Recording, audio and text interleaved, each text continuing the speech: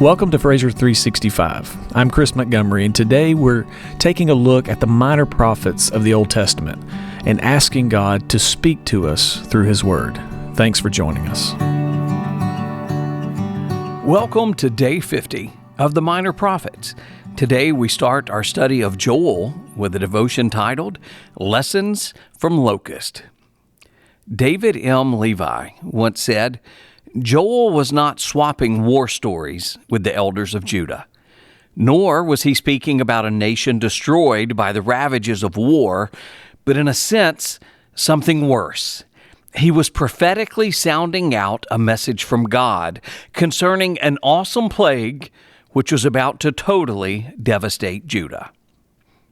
Our text for today is from Joel chapter 1, verses 1 through 12. The word of the Lord that came to Joel, the son of Pethuel. Hear this, you elders. Give ear, all inhabitants of the land. Has such a thing happened in your days or in the days of your fathers? Tell your children of it, and let your children tell their children, and their children to another generation. What the cutting locust left, the swarming locust has eaten. What the swarming locust left, the hopping locust has eaten, and what the hopping locust left, the destroying locust has eaten. Awake, you drunkards, and weep, and wail, all you drinkers of wine, because of the sweet wine, for it is cut off from your mouth. For a nation has come up against my land, powerful and beyond number. Its teeth are lion's teeth, and it has the fangs of a lioness. It has laid waste my vine and splintered my fig tree. It has stripped off their bark and thrown it down. Their branches are made white. Lament like a virgin wearing sackcloth for the bridegroom of her youth. The grain offering and the drink offering are cut off from the house of the Lord. The priests mourn, the ministers of the Lord. The fields are destroyed. The ground mourns, because the grain is destroyed. The wine dries up. The oil languishes. Be ashamed, O tillers of the soil. Wail, O vine dressers, for the wheat and the barley, because the harvest of the field has perished. The vine dries up, the fig tree languishes. Pomegranate, palm, and apple, all the trees of the field are dried up, and gladness dries up from the children of man. Joel is a divinely appointed prophet called by God to deliver a message of warning and repentance to the southern kingdom of Judah. Joel's name aptly means the Lord is God, which is the message that the prophet seeks to share with God's people. Michael Bentley reminds us of the role of God's prophets. Like Joel, many of the prophets described the source of their message in very simple terms. The word of the Lord came. In other words, these were not just wise opinions about life, they were messages given directly to the prophets by revelation from God so they could pass them on to the people of those days and also to subsequent generations.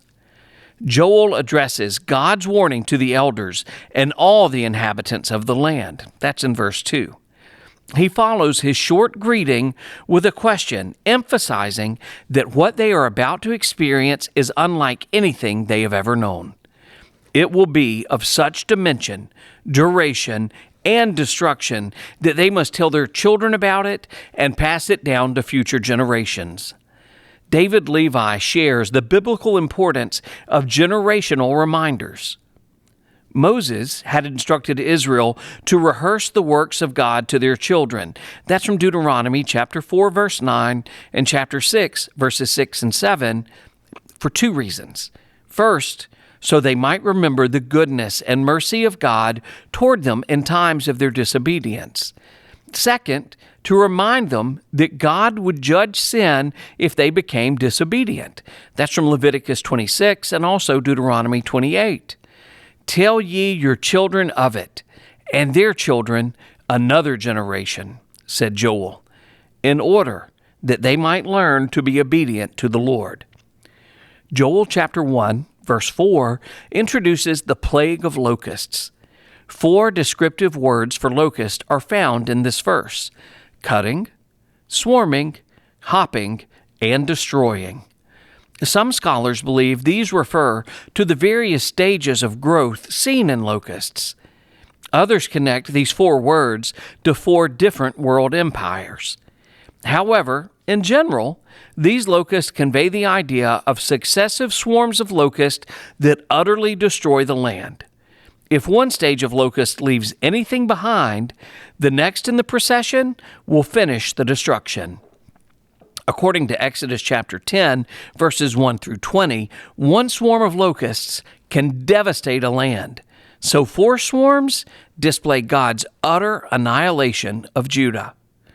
Because of this impending doom, Joel gives Judah the following orders: awake, weep, and wail. That's in verse 5.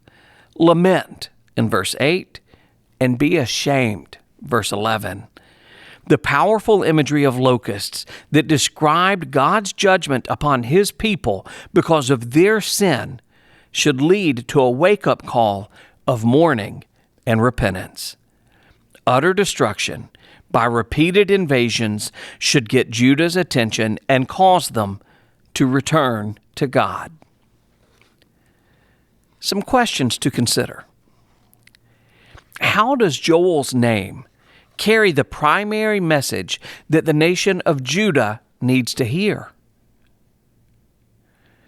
What are your first reactions to the vivid picture of the locusts' invasions? And finally, what is the significance of the order in which Joel calls God's people to respond? Awake, weep, wail, lament, and be ashamed. Thank you for joining us. Have a great day.